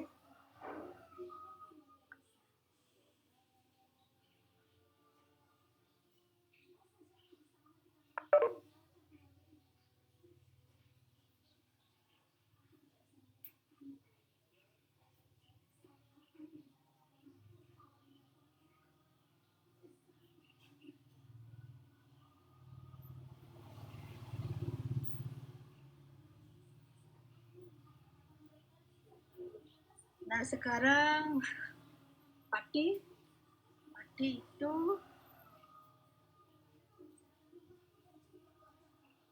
bisa berupa amilosa, bisa juga berupa amilopektin. Ya, di sini pati itu terdiri dari amilosa dan amilopektin dengan jumlah yang berbeda atau dengan konsentrasi yang berbeda. Jadi pada amilosa itu 20% bagian patinya tersusun dari 50 sampai 300 unit glukosa. Sini melalui ikatan 1,4 glukosidase. Ya, pada amilosa 1,4 glukosidase. Jadi amilosa akan larut di dalam air. Kemudian amilopektin 40% dari pati berupa amilopektin tersusun dari 300 hingga 5.000 unit glukosa. glukosa melalui ikatan 1,4 glikosidase dan juga 1,6 glikosidase.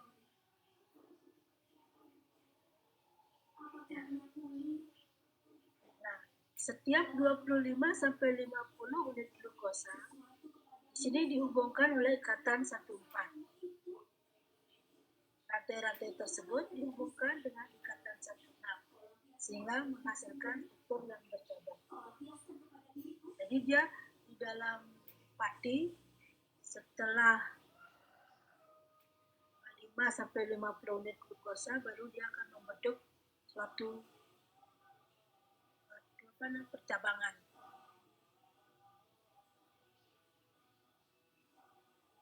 Nah, di sini dikatakan karena strukturnya bercabang sehingga sangat besar, maka amilopektin tidak akan larut di dalam air. Ini ada bentuk strukturnya mungkin.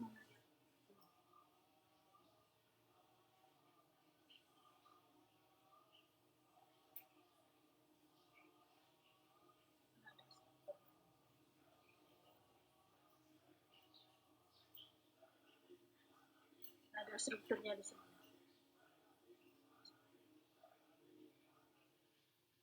Jadi di dalam pati, dalam bagian amilopektinnya dia tidak akan larut di dalam air.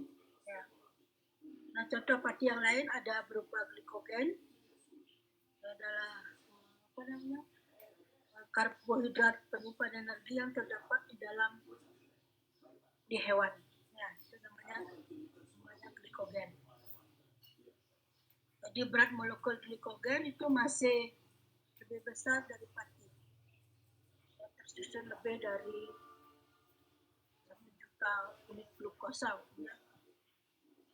Kemudian strukturnya juga sama seperti pati, dia akan membentuk rantai lurus dan juga membentuk rantai bercabang. Dan juga pada glikogen dia akan tidak larut di dalam air, dia hanya akan larut di dalam pelarut-pelarut organik seperti di dalam metal, kloroform maupun heksan. Itu adalah bisa dikatakan sifat kimia dari suatu glikogen. Kemudian jenis polisakarida yang lain bisa berupa selulosa, bisa juga berupa kitin. Ini biasanya terdapat pada kulit-kulit yang serangga yang keras-keras itu ya. Atau bisa juga terdapat pada jenis kerang-kerang itu mengandung kitin.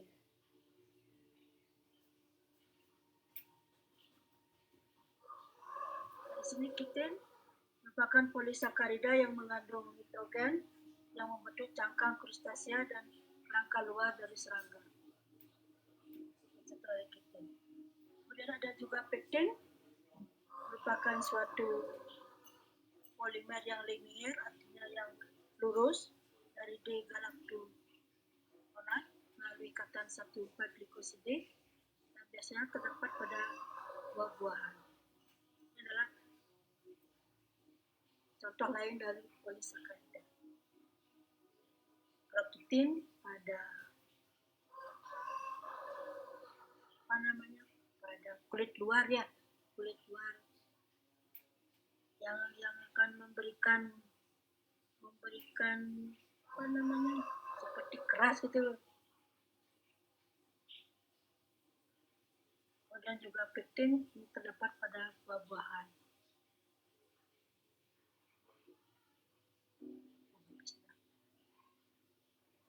Oke, slide-nya juga sudah habis untuk polisakarida untuk karbohidrat. Ini 93. Absennya sudah deh.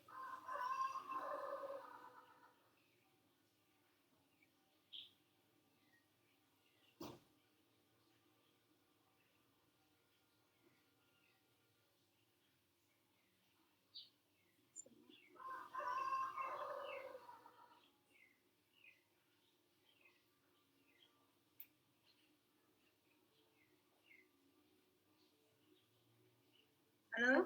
Permisi Ibu, izin bertanya. Untuk absennya nanti itu dibuatkan Google Form atau langsung di-record dari Webex ya, Bu? Nah, biasanya gimana ya? Ibu baru pertama ngasih kuliah ini.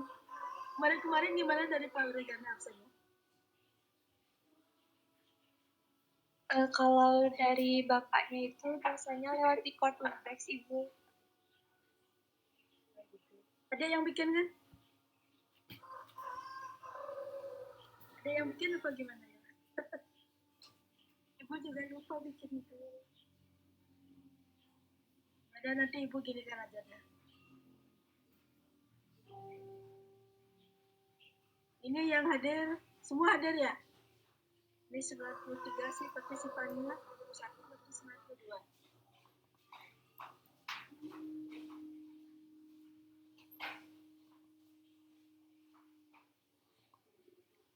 Ada.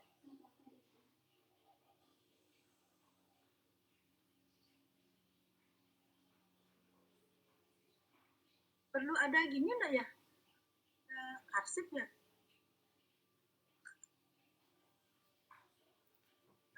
Ada pertanyaan dulu itu, Dek. Ada pertanyaan dulu dengan materi yang Ibu berikan. Silakan dulu.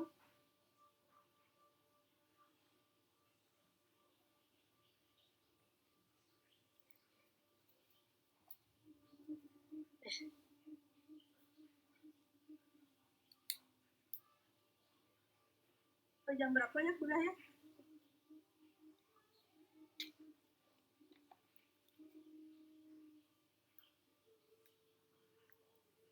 Ada pertanyaan nggak, Dek? Dengan materi yang Ibu berikan.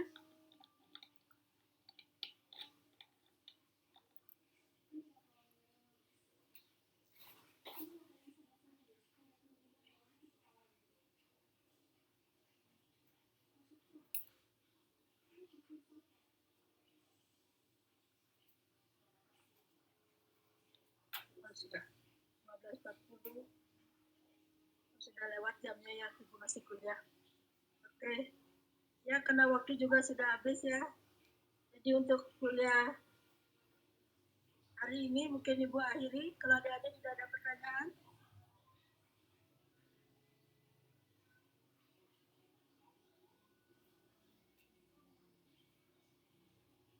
Halo?